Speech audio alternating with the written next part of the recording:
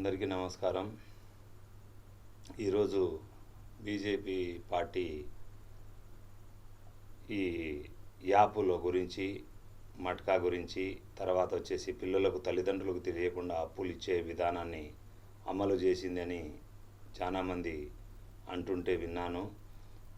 ఆ యాప్ను కట్ చేసి పిల్లలకు ఎవరే కానీ అప్పులు ఇవ్వకుండా, పెళ్లి కాని పిల్లలకు కానీ, తర్వాత తెలిసి తెలియక ఆడే పిల్లలకు కానీ అప్పులు ఇవ్వకుండా చేసే వాళ్ళ భవిష్యత్తును మార్చే విధానంగా బీజేపీ పార్టీ తీసుకోవాలి. ప్రధానమంత్రి గారు ఇది ఖచ్చితంగా ప్రతి ఒక్క పల్లెటూరులో, ప్రతి గ్రామంలో, ప్రతి ఇంటికి చేరింది సార్. తల్లిదండ్రులకు తెలియకుండా అప్పులు చేశారు. ఎక్కడ మా పిల్లోడు ప్రాణాలు కోల్పోతాడో అనే ఉద్దేశంతో తల్లిదండ్రులు కూడా చాలామంది ఎవరికి తెలియకుండా డబ్బులు కట్టినారు. అయినా కానీ మళ్ళీ అమలు చేస్తున్నారు. ఇది ఒక్కటి దయచేసి బంద్ అయ్యే విధానంగా చూడండి. దయచేసి ప్రతి ఒక్క ప్రాణం విలువైనది. తల్లిదండ్రులు పిల్లల మీద పెట్టుకునే ప్రేమను వాళ్ళు తెలిసో తెలియకో ఆడుతున్నారని అప్పులు కూడా కట్టినారు సార్ చాలామంది. ఆ అప్పు ఇవ్వకుండా చేసే బాధ్యత ఒక బీజేపీ పార్టీది, ఈ రాష్ట్ర ప్రభుత్వాన్ని, చంద్రబాబు నాయుడుది. తర్వాత ప్రతి ఒక్క రాష్ట్రంలోనే ముఖ్యమంత్రి బాధ్యతగా గమనించి ఎవరి పిల్లలైనా ప్రాణాలు పోతే ఆ తల్లిదండ్రులు ఎంత బాధపడతారో ఒక్కసారి గమనించమని నేను అడుగుతున్నాను. ఈరోజు సార్ మీరు తీసుకునే నిర్ణయం చాలా మంచిది. ఈరోజు నాకు తెలిసిన విషయము మట్కా బంద్ అయిందంట, మట్కా ఆడడం లేదంట. ప్రధానమంత్రి గారు ఈ నిర్ణయం తీసుకున్నారంట. మట్కా ఎవరే కానీ ఆడకూడదు, యాపులు ఎవరే కానీ అప్పులు తీసుకొని ఆడకూడదు అనేది తెలిసింది సార్. ఈరోజు మేము గత 10-15 ఏళ్ళ నుండి బీజేపీలో పనిచేస్తున్నాము. నేను ముస్లిము, నా పేరు హుసేన్ వలి, నా భార్య షేక్ చాందిని.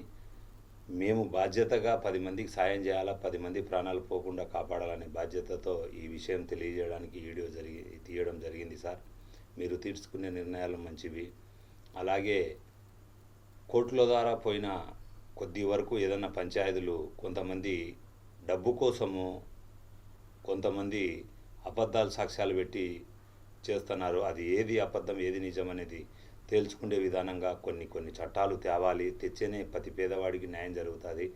దీని గురించి కూడా గమనించమని అడుగుతున్నాను. ప్రధాని గారిని చేతులు ఎత్తి మొక్కుతున్నాను. సార్, మీరు ఉండగానే మీరు చేసే పనులు, మీరు చేసే విధానము అందరికీ నచ్చింది. కాకపోతే బయటికి చెప్పలేకున్నారు.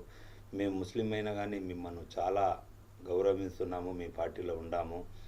మాలాగనే అంతమంది కూడా ఆలోచించాలని, ఎంత పేదవాడికి సాయం చేయాలనే గుణంతో ప్రతి ఒక్కరు ముందుకు రావాలా. ప్రతి పేదవాడికి తెలిసి తెలియక తప్పులు చేస్తుంటాడు. ఆ తప్పులు కూడా వేరే డబ్బు రూపంలో ప్రాణాలు పోయినా కానీ డబ్బు కావాలని పీడించే వ్యక్తులకు సరైన శిక్ష పడి సరైన మార్గంలో వాళ్ళు నడిచే విధానంగా సాయం చేయాలని కోరుకుంటున్నాను. జై హింద్.